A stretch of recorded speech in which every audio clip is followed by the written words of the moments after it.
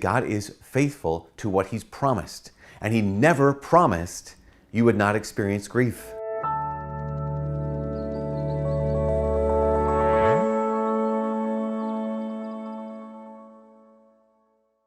Hi, my name is Father Mike Schmitz, and this is Ascension Presents. So I'd given a talk at a Steubenville conference. It was one of the only conferences in the summer because of COVID and everything being locked down. So they live streamed it and whatnot. And in the middle of that conference, I gave a talk, and it was entitled, Hope Does Not Disappoint. It comes from St. Paul's letter to the Romans, where it talks about our afflictions that produce character. Character produces hope, and hope does not disappoint. And in the midst of that, I had to make a confession, and I'm making this confession to you as well. I think, to the best of my memory and my awareness of self, I have never been disappointed in God. No, that doesn't mean I've never been disappointed. That doesn't mean you're like, oh, sure, Father, because he gives you everything you want. Like, no, that's not the case. I have been massively disappointed in my life. I have, just like every other human being, I've experienced the heartbreak of life and loss and suffering. Let me clarify this one. There are many people watching this, listening to this, who have suffered far greater than I have. And so you've had greater disappointments, you've had greater wounds and greater losses than I have. So I'm not like saying like I'm in the race for like winning that. I have experienced the suffering of life like everyone has, but I've never been disappointed in God. And I think that's important. Every one of us will experience disappointment. Every one of us will experience the frustration and sadness and grief. Like that's coming to every single one of us. We don't have to all experience this thing called disappointment in God. Because we keep saying this, God is faithful. And I believe with everything I have, everything I am, that is 100% true, that God is faithful. He has this steadfast love for you that he will never let you down. He will never break a promise. You say, but he let all these things happen to me. What do you mean God is faithful? I have this grief, I have this loss, I have this suffering. What do you mean God is faithful? I say God is faithful to what he's promised. And he never promised you would not experience grief. This is the thing that's maybe the hard word today for all of us to hear, but if we get this wrong, then we get God wrong. If we get this wrong, then it's fine for a while we don't experience a lot of grief, while we don't experience suffering, while we don't experience disappointment. But if we get it wrong, at some point we're going to experience loss and grief and disappointment, and it'll be so hard we think, wait a second, I've mistakenly thought that God promised me peace in this world. I mistakenly thought that if I followed him, then he would give me what I asked for. I mistakenly thought that if I prayed to him, he would always deliver me from the immediate difficulty. That's not true, because he never promised to do that. God is faithful. He's always faithful to his promises, and he never, as the song says, never promised you a rose garden. He never promised me a rose garden. He never promised to deliver us from every snare and every pain and every wound and every grief and loss. He did promise something, though. He promised that in the midst of the grief and in the midst of the loss, in the midst of the pain, that he would be there.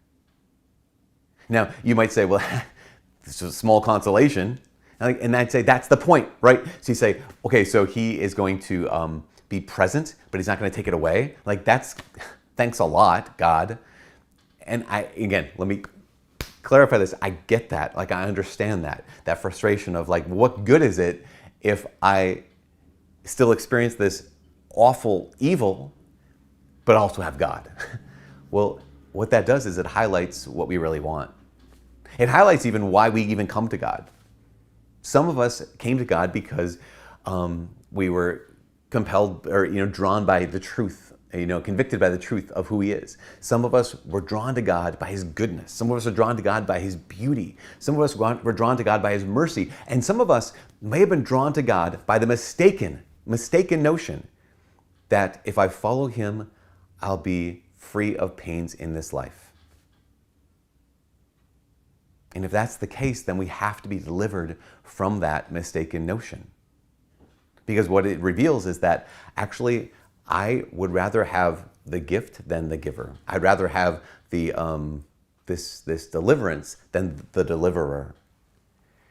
It's so interesting. If you go to when Jesus, God himself, was incarnate and walking on this earth, walking on this planet, when he brought his disciples around him, he did not promise them peace.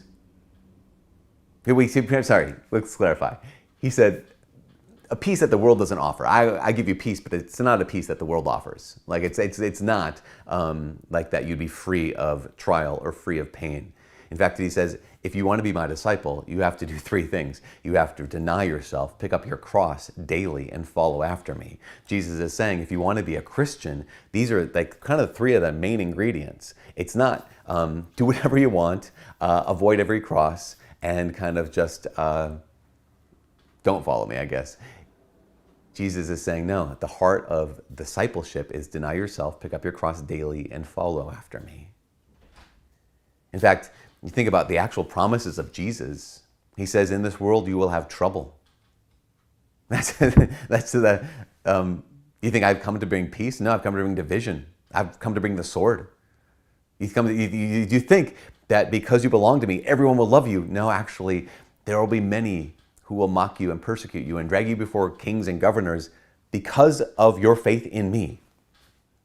That Jesus makes it very, very clear. Again, the word that comes back to me again and again is his words of just like talking to the people. And he's not being, he's not being like me right now. He's not being kind of like, oh, by the way, life's going to really stink. He's talking to people that he absolutely loves. These are people he's going to die for. These are people that he's going to send his Holy Spirit upon because he wants to be with them forever. And he says, in this world, you will have trouble. That's the promise. He doesn't stop there though. He says, but take heart, take courage, because I've overcome the world. Now, right now, in your life right now, you might experience disappointment, loss, grief, all those, that's incredible sorrow. That might be you right now. You might be disappointed in life. But my invitation is, please do not be disappointed in God. That in the midst of your grief, that can't take your faith. That in the midst of your sorrow, you don't also lose your hope. That in the midst of this great, incredible pain, you don't let it take your trust. Because Jesus promised, in this world you will have trouble, but take heart, I have overcome the world. And in the midst of your pain, I will be there. In the midst of the flood, I will be there. In the midst of the fire, I will be there. Not necessarily to take you out of the flood, not necessarily to deliver you from the fire, but to be in the fire with you. What's Christ's last promise? Behold, I am with you always until the end of the age. Maybe I was just trusting in the idea, the false promise that no one made, that I wouldn't experience these sorrows. Or am I trusting in him? Or am I trusting, Lord, I know there will be floods. I know you've promised there would be, that the winds will blow and buffet my house, that it might even collapse, but then you will be there. The question my faith has to ask is that enough? You will be there, Lord. The question my love has to ask is, will that be enough? He will be there. The question my hope has to ask and answer is, he will be there. Will that be enough? Because if it is enough,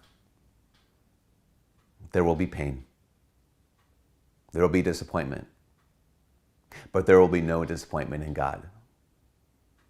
Because he will always, always be there. Right now, as you're listening to this, as you're watching this, he is there for you right now. Turn to him. Trust in him, love him, and hope in him. For all of us at Ascension Presents, my name is Father Mike. God bless. Hope in the Lord.